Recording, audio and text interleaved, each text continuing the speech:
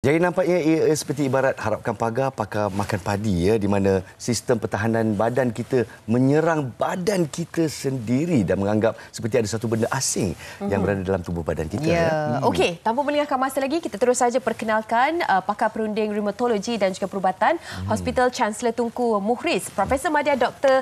Syahrul Sazliana Syaharir.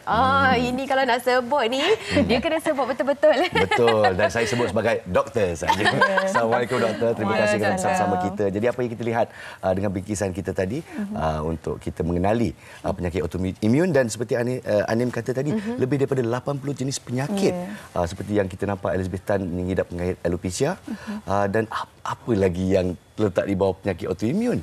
Okey. So seperti yang telah ditunjukkan sebentar tadi, autoimun tu bila antibody yang dihasilkan tu serang sel kita sendiri. Jadi sel tu boleh berada daripada hujung kaki hingga hujung rambut. Itu sebabnya ada banyak penyakit di bawah autoimun, ya.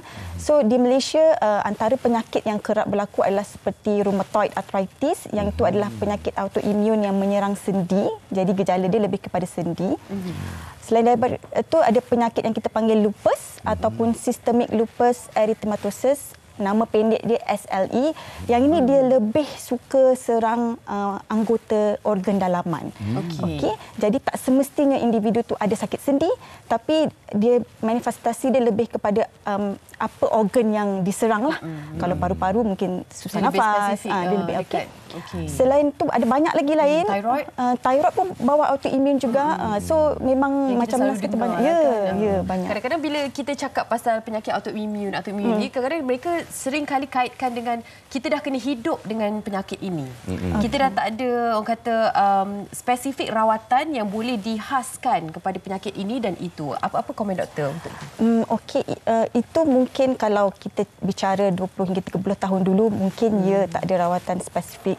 Tapi saya rasa dengan kemajuan sains dan penyelidikan, sebenarnya ada banyak pilihan rawatan yang menjurus untuk penyakit autoimun. Berbeza-beza autoimun kadang-kadang walaupun prinsipnya sama, iaitu untuk memastikan antibody itu tak menyerang sel-sel tu, tetapi banyak rawatan yang berbezalah. Dan walaupun kita masih belum jumpa penawar, tetapi rawatan ini boleh mengawal antibody ni. Macam mana cakap, kita hidup dengan antibody, tetapi kita kawal antibody itu supaya jangan serang sel-sel organ yang lain. Yang bahayanya kat sini, sebab kita mungkin penonton di luar sana seperti saya yang semakin lanjut umurnya, kadang-kadang kita bangun pagi, alamak, sakitlah pula kat sini, sakitlah pula kat sini, dan kadang-kadang kita, orang kata, kita ketepikan, alah biasalah Datuk. Tapi sebenarnya faktor usia menjadi suatu tanda tanya, atau memang dia akan serang golongan tua saja? Bagaimana doktor? Okey, sebenarnya autoimun ini boleh berlaku pada bila-bila masa, daripada zaman kanak-kanak sehinggalah umur warga emas. Tetapi dia paling sering serang pada peringkat umur di antara 20 hingga 50. Muda. Ya. Tapi bukan bermaksud bila dah warga emas tu tak boleh dapat. Masih boleh.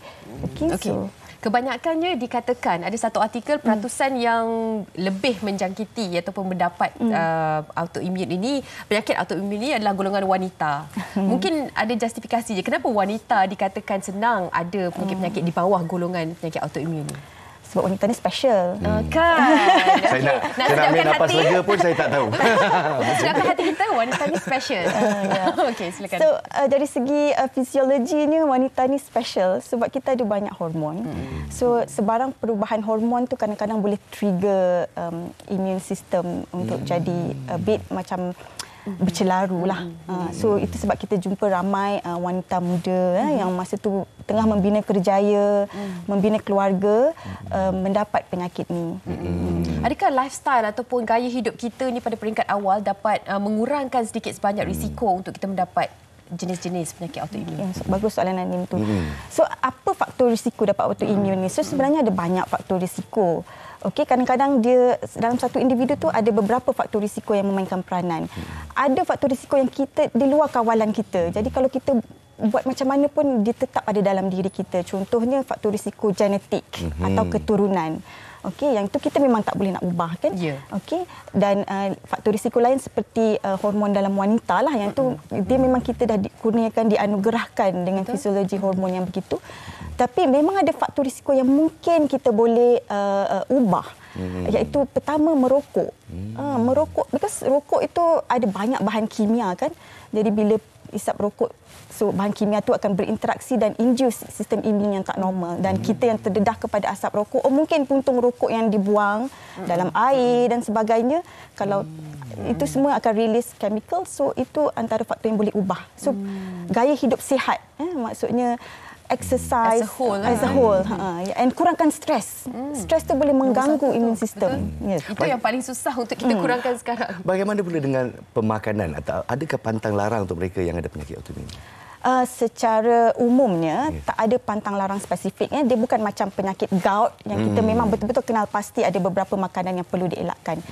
Tetapi untuk pesakit autoimun, dia lebih kepada individu. So selalu saya galakkan macam pesakit saya tu, dia keep a food diary. Mana food yang dia rasa boleh induce macam dia rasa immune system yang dari segi macam rash ke atau sakit sendi ke, avoid lah.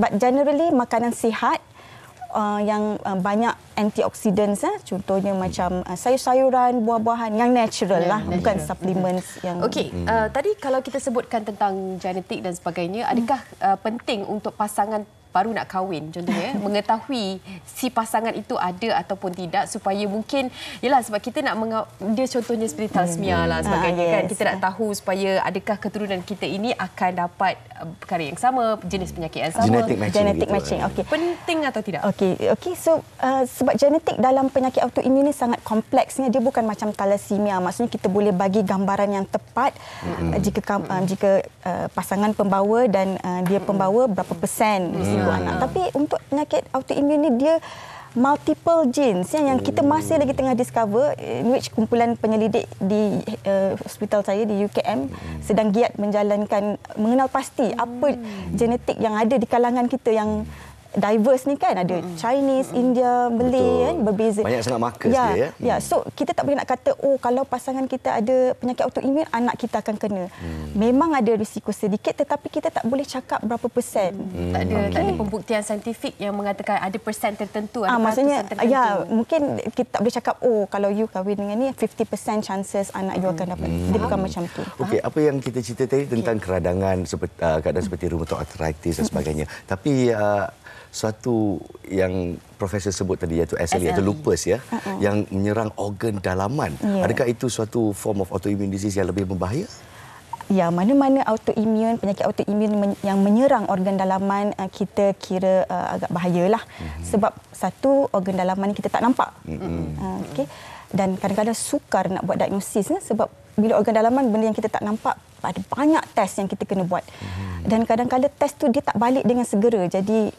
Jadi itu yang menyebabkan lambat diagnosis, dan bila lambat diagnosis lambatlah rawatan. Okey, so itu antara kekangan bila kena organ dalaman. Tapi masih mampu dirawat ya. InsyaAllah.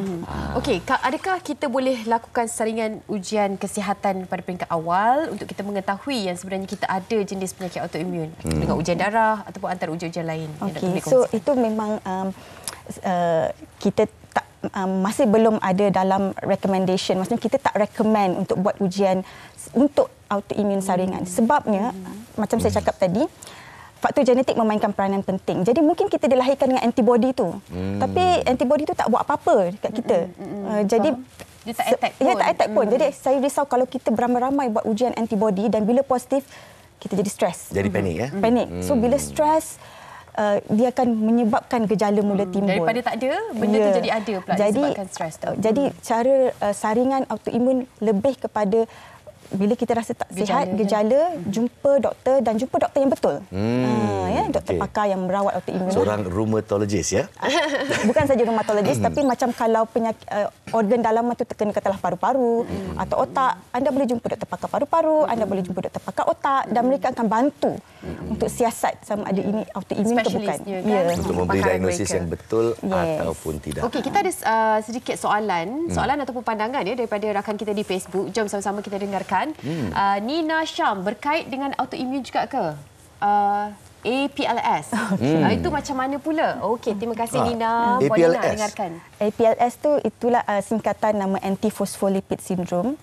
So di mana dalam darah individu tu ada antibody antiphospholipid. So antibody ni dia menyebabkan risiko blood clot ataupun darah beku dan juga masalah semasa mengandung. Dia boleh menyebabkan keguguran. Inilah sebab dia attack baby and then dalam rahim so and then dia boleh menyebabkan masalah pada bayi dalam kandungan lah.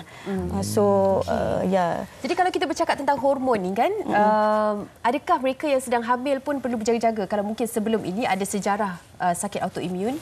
Masa fasa mengandung itu bagaimana? Adakah extra care untuk mereka? Ya, mereka ni memang istimewa.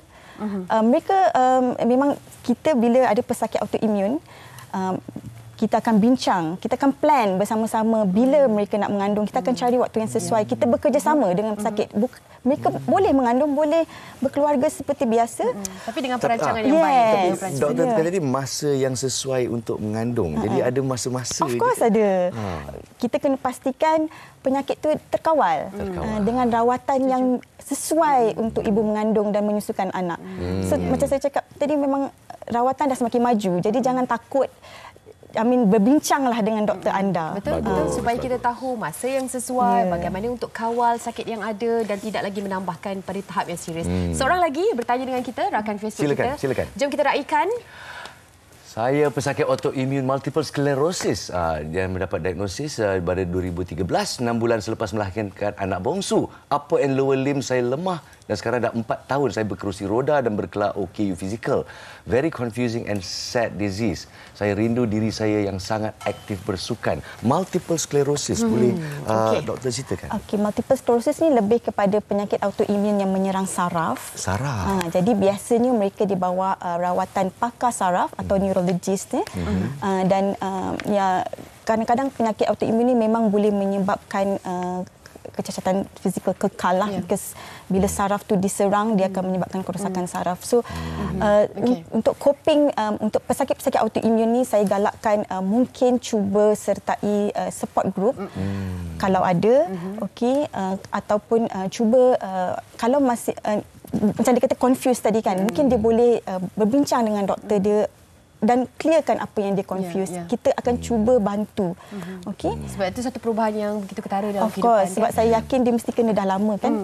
Tadi dia kata 6 bulan selepas melahirkan anak bongsu. Ada kaitan ke wanita selepas melahirkan ini dengan mendapat penyakit autoimun secara ringkasnya? Ya, sebab perubahan hormon macam saya cakap tadi, dia boleh menyebabkan perubahan pada sistem imun. Itu pengorbanannya ya. Mungkin ada satu soalan terakhir untuk saya. Terakhir untuk mereka yang memberikan palliative care kepada pesakit-pesakit mungkin yang tersayang dan sebagainya. Mungkin pesanan untuk mereka. So untuk penjaga biasanya pesakit autoimun ni memang sangat kronik lah dia sepanjang hayat tapi kita sebagai penjaga kita boleh bagi support moral support dan juga sometimes kita boleh bantu pesakit ni dengan menggalakkan dia mendapatkan nasihat yang betul sebab saya faham sekarang dengan keadaan internet ada banyak Doktor Google. So walaupun kita faham kekangan contohnya doktor pakar yang mungkin tidak mencukupi tetapi saya yakin memang Kementerian Kesihatan, Kementerian Pengajian Tinggi pun sedang berusaha kan untuk latih lebih ramai pakar supaya sama-sama bersama dengan penjaga kita boleh bekerjasama dan kita ada banyak support group sebenarnya di Malaysia. Doktor, sebelum kita tamatkan perbincangan kita, ada seorang lagi rakan di Facebook nak tanya. Jom sama-sama kita saksikan. Ini dia, Fatihah Ilya Ruslan. Boleh doktor ulas tentang penyakit HSP? Anak saya baru berusia 5 tahun.